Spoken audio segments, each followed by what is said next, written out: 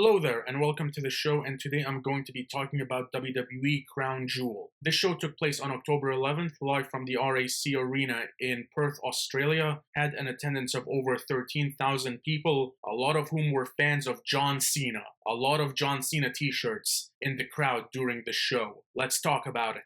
Our opening match was Roman Reigns versus Bronson Reed in an Australian street fight. Bronson Reed may have been from Australia, but Roman Reigns got the hometown welcome. Reigns dominated the early going of this match. He hit a drive-by, they brawled into the crowd. Roman attacked Reed with a bin, then he threw rugby balls at Reed and Heyman, and then Roman started attacking Reed with a cricket bat. Roman grabbed a mic, asked the crowd if they wanted a table, then asked the crowd to acknowledge him, and then Reed took control and threw the table back under the ring. Roman hit a Samoan drop on a steel chair. Reed caught the Superman punch, hit a Death Valley driver for 2. Reed brought a stop sign into the ring and started attacking Roman with a stop sign. Reed hit a Uranagi on the stop sign, got a 2 count. Roman hit a Superman punch. Reed rolled out of the ring to avoid the spear. Roman went out of the ring and he tried to go for his running spear, but then Braun Breaker came out of the crowd and speared Roman. Braun Breaker's spear is truly incredible. May legitimately be the best spear in wrestling right now. The Brauns then powerbomb Roman through the announce table. Reed sets up a table in the ring, and then Jey Uso's music hits. The Usos come out after Roman told them to not get involved during his match. The Usos hit double super kicks on Breaker and Reed, 1D on Braun Breaker. Breaker then speared Jimmy Uso through the barricade. Roman hits 2 Superman punches on Bronson Reed. Roman hits a Superman punch on Braun Breaker. Jey Uso then spears Roman Reigns through a table in the corner. Braun Breaker spears Jey Uso. And closing sequence, Bronson Reed hits the Tsunami for the win. Bronson Reed defeats Roman Reigns. After the match, Roman told the Usos, "I don't want to see you till Christmas." This was a very good match in my opinion, and to me, the perfect match to open the show. This definitely got the crowd hyped for the show. Roman and Reed, I've enjoyed the storyline between these two guys, and the way this match played out was excellent in my opinion. I really enjoyed this match. I thought this was a very good opener to the show. Stephanie Vaquer versus Tiffany Stratton for the Women's Crown Jewel Championship. Stephanie won the World Championship at WrestlePalooza. Tiffany, going into this match, was the Women's Champion for over 9 months, 280 days, and her championship reign hasn't exactly been great. To me, this is very reminiscent of when Dean Ambrose was the United States champion. A lengthy reign with no meaningful storylines or memorable defenses. Stephanie took control early, rolled up Tiffany for 2. Stephanie hit a super kick, got a 2 count. Stephanie hit an elbow stomp, very similar to Pete Dunne. Tiffany hit a back suplex, handspring elbow, and Alabama slam that got her a 2 count. Stephanie hit a Meteora that got her a 2 count. Tiffany hit the rolling senton, missed the prettiest moonsault ever. Closing sequence, Stephanie Vaquer hits the spiral tap for the win. The spiral tap is one of the best finishing moves in all of WWE. Stephanie Vaquer defeats Tiffany Stratton and becomes the Women's Crown Jewel Champion for 2025. After the match, Triple H comes out and he hands her the Crown Jewel Championship belt and the Crown Jewel ring. Vaquer cuts a promo after the match. To me, this was easily the worst match of the night. This wasn't a bad match by any means, but compared to everything else on the show, this was easily the weakest match of the night. Following Crown Jewel, Tiffany Stratton would lose the Women's Championship to Jade Cargill after Jade Cargill turned heel. That was the right call from a storytelling perspective. You can't turn Jade heel and then not follow up on it. Stephanie is still the Women's World Champion. I wasn't very impressed with this match, and to me, this was the weakest match of the night. We then go into what was easily the most anticipated and no question the best match of the night. John Cena versus AJ Styles. Cena requested this match on social media after the Lesnar match at WrestlePalooza. The match with Lesnar was awful, and to me, I am 100% convinced that Cena requested this match because he knew how bad the Lesnar match was. I don't think this was the initial plan for Cena at Crown Jewel. I think the backlash coming out of WrestlePalooza was too severe that WWE were effectively forced into booking this match. On the Crown Jewel kickoff, AJ Styles announced that he will be retiring in 2026. This is the 5th one-on-one match between Cena and Styles. I loved their feud in 2016 and 2017. Some of the best WWE matches during that period between Cena and Styles. AJ paid homage to TNA with his entrance. Cena got a great reaction from the crowd in Perth.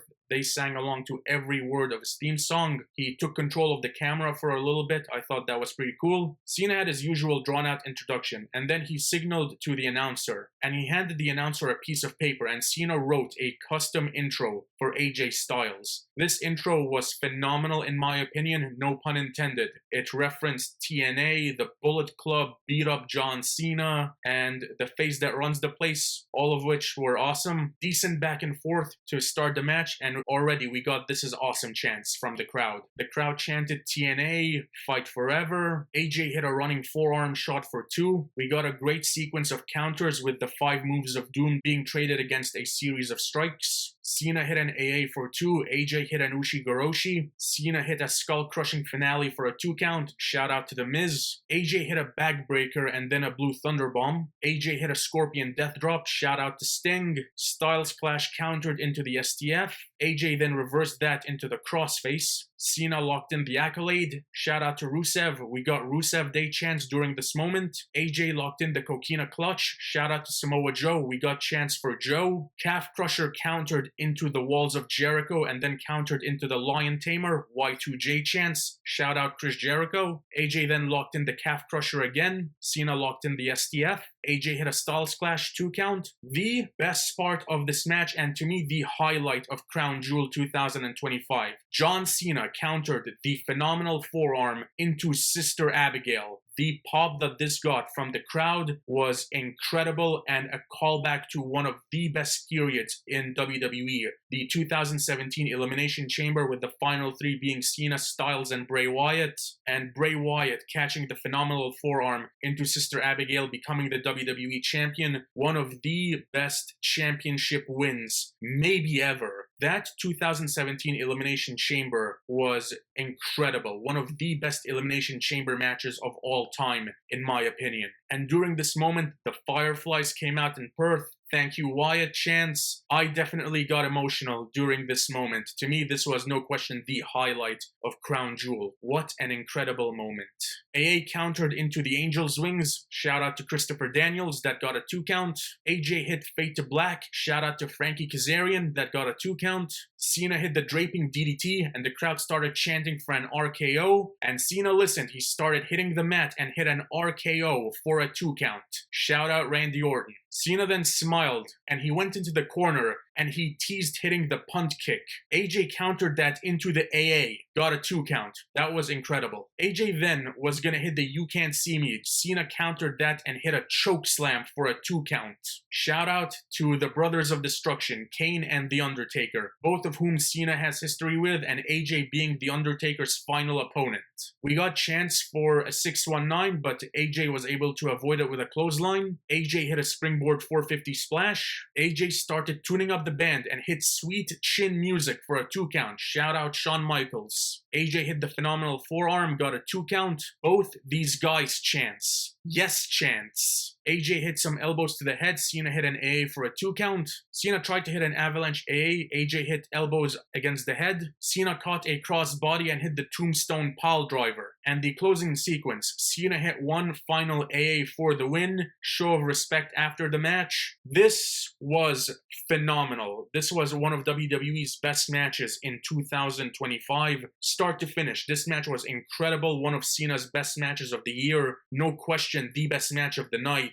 I absolutely loved this match, and this was a great callback to one of the best feuds in recent WWE history. I've got all the respect in the world for AJ Styles and John Cena. I love both of these guys. Two of my favorite wrestlers ever. I absolutely love this match. I cannot say enough positive things about this match. We are going to be talking about this match for years. This was incredible. Io Sky and Rhea Ripley versus the Kabuki Warriors. Being that this was Australia, Rhea Ripley obviously got a great pop from the Australian crowd. I've enjoyed the story they've been telling with Asuka, Kairi, and Io. The Kabuki Warriors attacked during introductions. Asuka and Io started the match. Io hit a suicide dive on Asuka. Asuka hit a kick on Io. Kairi hit a top rope forearm on Io. Rhea got the hot tag, took down Kairi and Io. Rhea hit a running kick on Kairi for a 2 count. Asuka hit a shining wizard on Rhea for a 2 count. count, Razor's Edge and Missile Dropkick on Kairi by Rhea for a 2 count. Kairi hit an Alabama Slam on Io and then took out Rhea. Io hit a springboard moonsault on the outside, taking out the Kabuki Warriors. Io hit bullet train attacks and an over the moonsault on Kairi. Kairi rolled up Rhea for 2. Hurricane, spinning kick, and insane elbow on Rhea.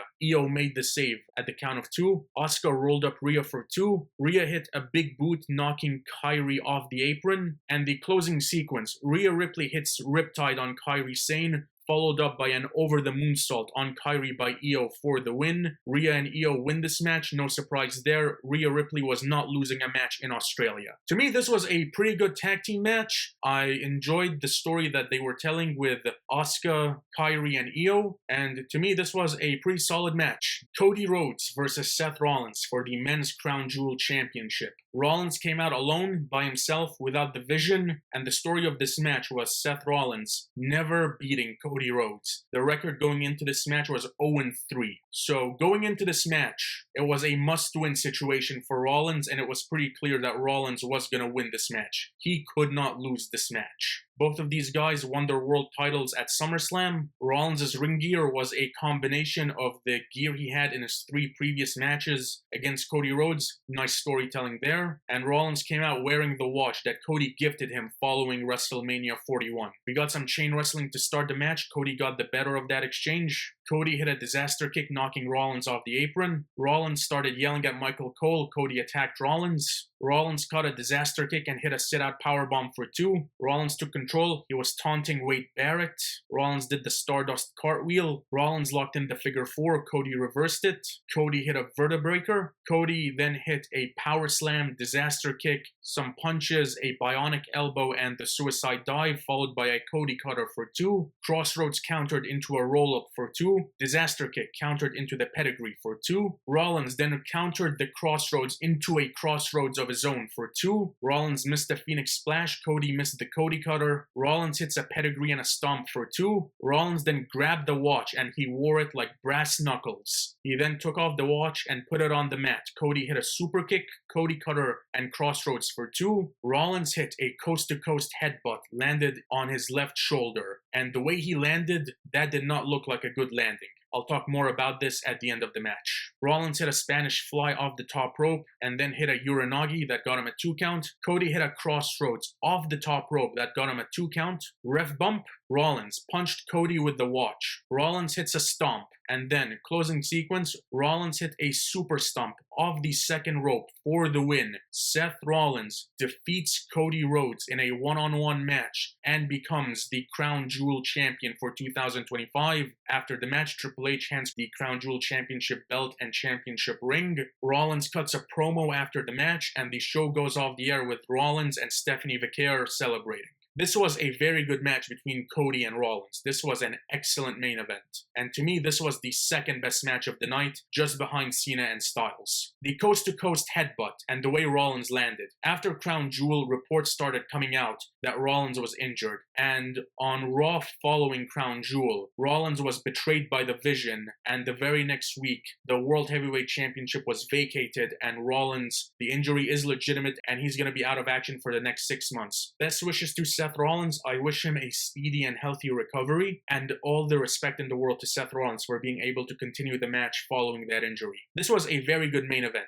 Second best match of the night in my opinion. And the story that they were able to tell was great. Rollins getting his win, and the lead up to this match I thought was very good. The Vision breakup was rushed, but because of the injury, they had no other option but to accelerate the breakup. The way the World Championship scene has played out on Raw following this, with CM Punk beating Jey Uso at Saturday night's main event, to me, I was not a fan of that. I would have put the World Championship on Braun Breaker, or at least have booked CM Punk versus LA Knight at Saturday night's main event instead of Jey Uso. I think the booking of the World Championship following this could have been done better in my opinion. But that being said, this was an excellent main event, and overall, Crown Jewel 2025 was a phenomenal show and one of WWE's best shows of the year. I think the backlash and the negative reception to WrestlePalooza literally gave WWE a wake-up call and they realized that they can't keep coasting. They have to bring their A game, and they definitely brought it during Crown Jewel. This was an excellent show that had one of the best matches of the year for WWE with John Cena versus AJ Styles. I thought this was an excellent show. And that is all for today. Thank you so much for watching. Be sure to hit like and subscribe if you enjoyed this video. You can follow me on Instagram at Saeed_2000, and I will see you on the next video. Till then, take care.